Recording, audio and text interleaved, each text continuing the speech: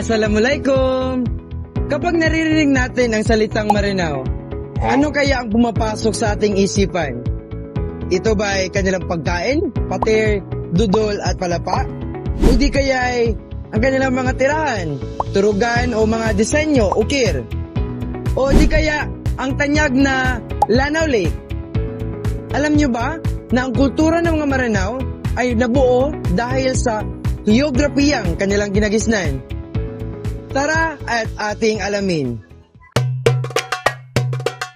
Ang mga Maranao ay nakatira sa paligid ng Lake Lanao sa Lanao del Sur. Dahil sa lokasyong ito, nahubog ang kanilang kultura at paraan ng pamumuhay. Dahil ang Mindanao ay malapit sa rutang pangkalakalan ng mga Muslim noon, mabilis na lumaganap ang Islam sa lugar ng mga Maranao. At ngayon, pag-uusapan natin patungkol sa ukir. Dahil sa gana ang kanilang kapaligiran sa kahoy at iba pang yaman, umunlad ang kanilang sining sa pag-uukit.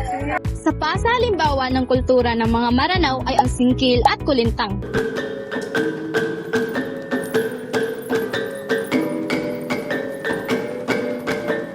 Dahil magkakalapit ang mga pamayanan sa paligid ng lawa, kaya madaling naipasa at naipanatili ang mga tradisyonal na sayaw at musika.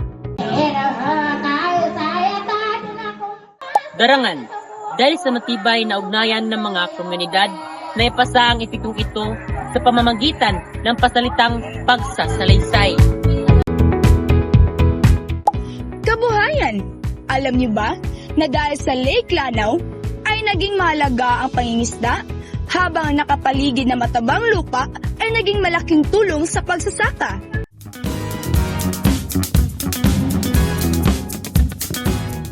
Sa pagkain naman katulad ng pater, palapa at dudol ay mga pagkain na buo mula sa mga kasangkapan na makukuha lamang sa kanilang kapaligiran.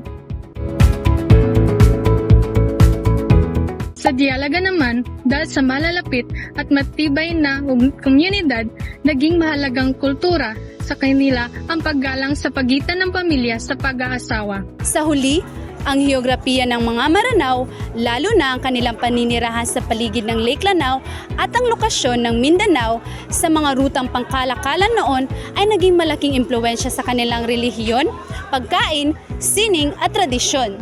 Kaya ang kanilang kultura ay isang malaking bunga ng kanilang kapaligiran at kasaysayan.